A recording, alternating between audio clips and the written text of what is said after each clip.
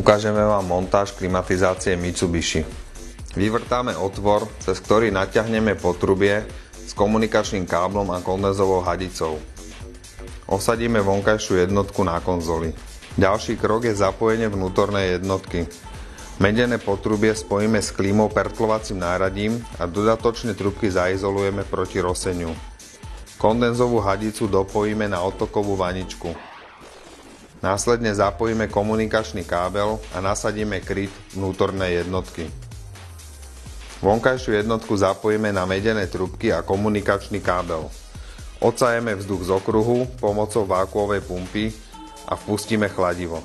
Takto namontovaná klíma je pripravená na prevádzku.